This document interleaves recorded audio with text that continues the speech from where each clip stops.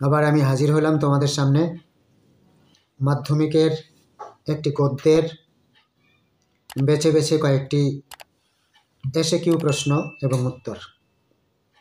খুব ছোট ভিডিও করব যাতে তোমাদের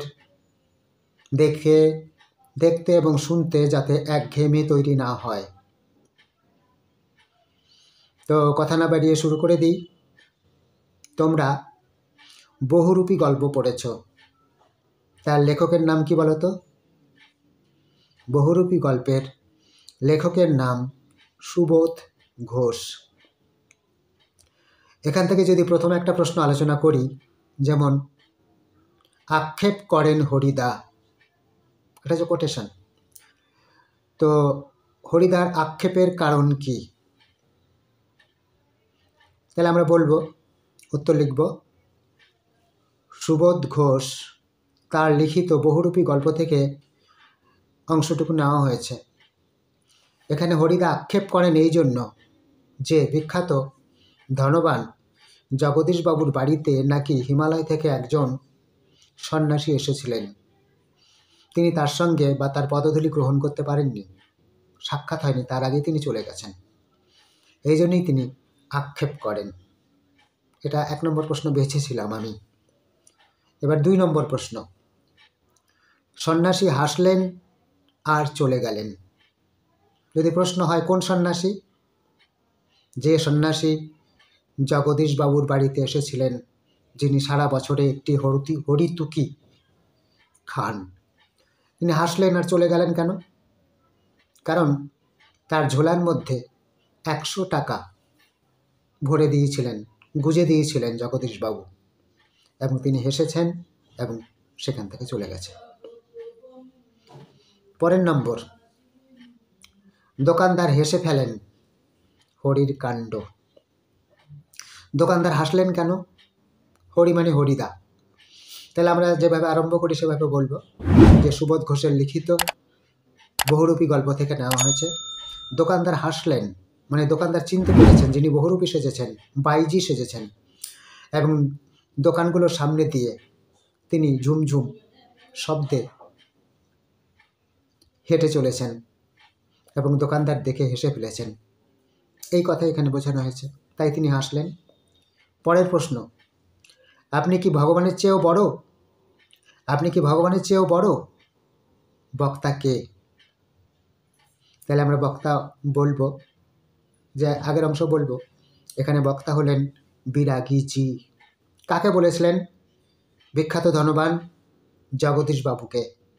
কেন বলেছিলেন? তিনি যখন জগদীশবাবুর গেট দিয়ে প্রবেশ করেন তখন কিন্তু ওই জগদীশবাবুর তার নিচে নেমে এসে বিরাগীজিকে অভিবাদন করতে দেরি হয়েছিল। সেই জন্য তিনি বলেছিলেন, জগদীশবাবু কি ভগবানের চেয়েও বড়? পরের প্রশ্ন, নইলে আমি শান্তি পাব না। কে শান্তি পাবে না? কে শান্তি পাবেন না? উত্তর হচ্ছে বহুরূপী গল্পের, সুবোধ ঘোষের লেখা বহুরূপী গল্পের বিখ্যাত ধনবান ব্যক্তি জগদীশবাবু, তিনি শান্তি পাবেন না। কেন শান্তি পাবেন না? তিনি যদি ওই বিরাগী রূপী সন্ন্যাসীর উপদেশ, আদেশ এবং তার কথা এবং তার পদসেবা যদি না করতে পারেন তাহলে তিনি শান্তি পাবেন না, এই কথা বোঝানো হয়েছে। তারপর একটা প্রশ্ন দেখো, এখানে কোটেশন, হরিদা আপনি তাহলে সত্যি বের হয়েছিলেন? হরিদা আপনি তাহলে সত্যিই বের হয়েছিলেন? তিনি যে বের হয়েছিলেন, বক্তার কোন দৃশ্য দেখে মনে হয়েছিল হরিদা সত্যিই বের হয়েছিলেন? হরিদার মাদুরের উপর ছিল কি? তার সাদা উত্তরীয়, ছিল গীতা এবং তার ব্যবহৃত ঝোলা। মাদুরের উপর কি ছিল? ঝোলা ছিল, সাদা উত্তরীয় ছিল এবং গীতা ছিল, যা ওই লেখক এবং তার বন্ধুরা খেলার কিছু চাঁদা তুলতে গিয়ে জগদীশবাবুর কাছে যখন দাঁড়িয়েছিলেন এবং সেই সময় এই বিরাগী সেখানে প্রবেশ করেন। এই বিরাগী আর কেউ নন, তিনি হচ্ছেন হরিদা। পরের প্রশ্ন, কি অদ্ভুত বললেন হরিদা। হরিদা নাম উল্লেখ করাই আছে, তোমরা বুঝতে পারবে কোন গল্প থেকে নেওয়া হয়েছে, লেখকের নাম কি। তা হরিদা কি অদ্ভুত বলেছিলেন, কারণ তার যে বন্ধুরা, মানে যারা চিনি নিয়ে চা খেতে যেতেন, কেবল হরিদা জল ফুটাতেন, সেই সমস্ত বন্ধুরা বলেছেন যে তিনি কেন জগদীশবাবু টাকা দেওয়া সত্ত্বেও নেননি। তখন তার উত্তরে হরিদা বলেছিলেন, তিনি যে বিরাগী হয়েছেন, বিরাগীর যে বৈশিষ্ট্য বা ঢং, তাতে যদি অর্থ নেন তাহলে ঢং নষ্ট হয়ে যায়। কি মানবিকতার, কি আশ্চর্য প্রশ্ন। দেখো, যার দিন চলে না, যে সামান্য বহুরূপী সেজে সাধারণ মানুষের কাছ থেকে পয়সা তোলে 8 আনা 4 আনা, সেই বিরাগী মানে সেই হরিদা তিনি বলছেন যে যদি টাকা নেওয়া হতো জগদীশবাবুর কাছ থেকে, তাহলে তার অনেক রকমের এই যে ঢং করবার গুণ, বহুরূপী সাজবার গুণ, তা নষ্ট হয়ে যায়। মানে একজন চরিত্র বহুরূপী এবং তার সঙ্গে বিরাগী, এই চরিত্রের ঢং নষ্ট হয়ে যায়। তাই বলছেন কি অদ্ভুত বললেন হরিদা।